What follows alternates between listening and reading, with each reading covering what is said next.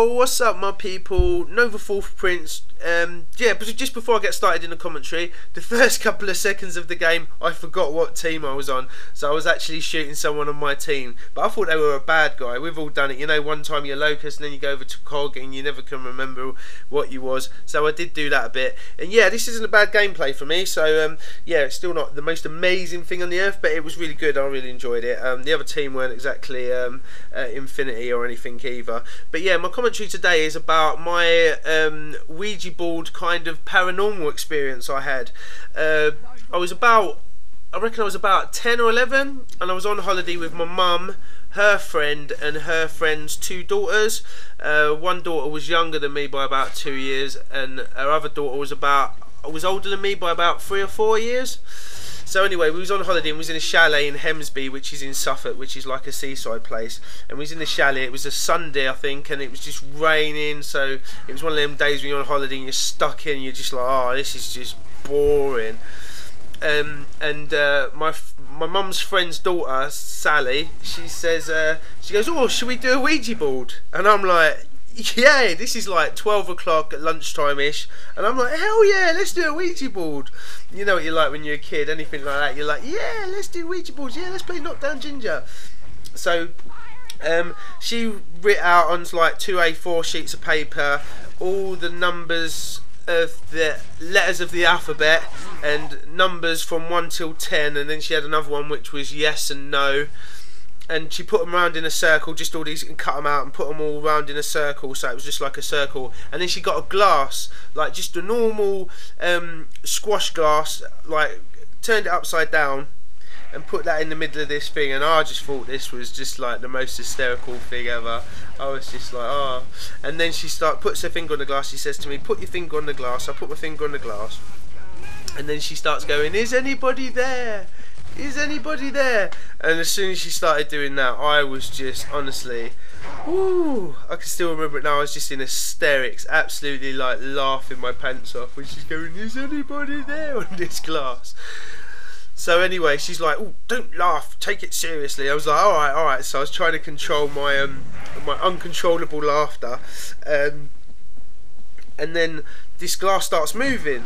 Now when the glass starts moving, I'm just like, I'm always been sceptical since I was a kid. Now I'm sceptical of them things. If something happens, if I saw a ghost right now, I'd just say, you know, I probably had too much coffee this morning, I'll blame it on something else. So anyway, this glass starts moving, and I'm like thinking to myself, okay, it's going to go to W, and the glass goes to W, and I was like, oh, that's a bit strange. And then I go, right, it's going to go to X, and it went to X. And then I went, all right, it's going to go to number 5. It went to number 5. And by this time, I just said to myself, okay, you're pushing the glass. That's what's happening. If you know it or not, you're pushing the glass to make it go to the things you're thinking about. So what I did is, I took my finger just enough of the glass, I wasn't touching it, but to Sally it would have looked like I was touching the glass, but I knew I wasn't touching the glass. And then I started going, okay, it's going to go to Y, and it went to Y. And then I went, alright, it's going to go to P, and then it went to P. And then I'm going, alright, it's going to go to V, and then it went over to V. And by this time I ain't laughing no more, I ain't find nothing funny, I'm just going, right. And I'm even checking to make sure I'm not touching the glass. So I wasn't touching the glass, and it's going to everything I'm thinking of in my head.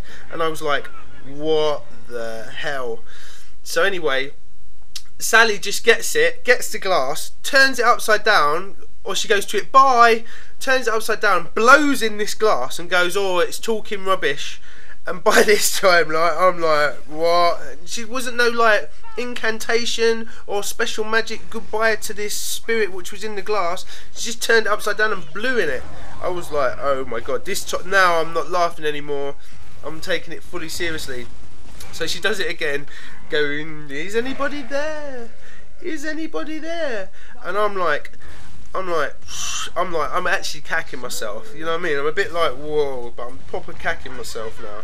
And I don't know what my mum was there, and my mum's friend were there. What they're doing, letting us do a Ouija board on a Sunday afternoon in a chalet, is beyond me. I don't know what's going on there, man, but I was like, you know what I mean? If my kid said to me, Dad, we're a bit bored, can we do a Ouija board? I'd be like, no, just not for toffee.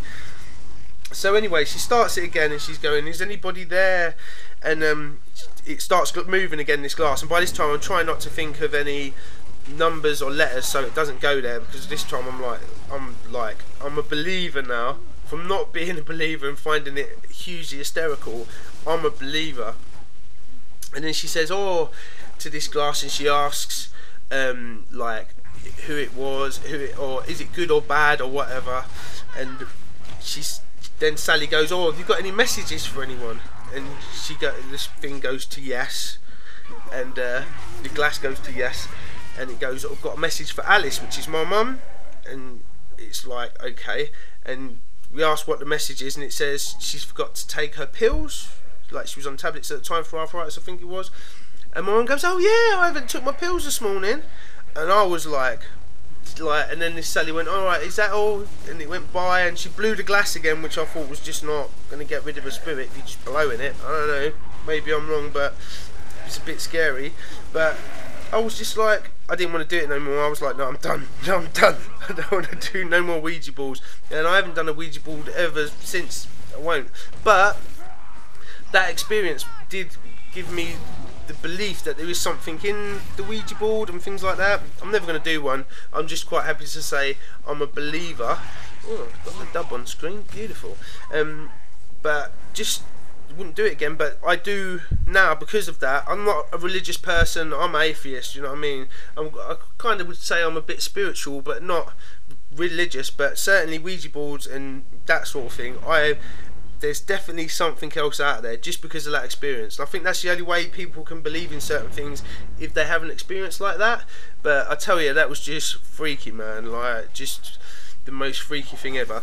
Anyway guys, I think that's the end of the gameplay. I hope you like that commentary as well, something a little bit different. Much love and peace.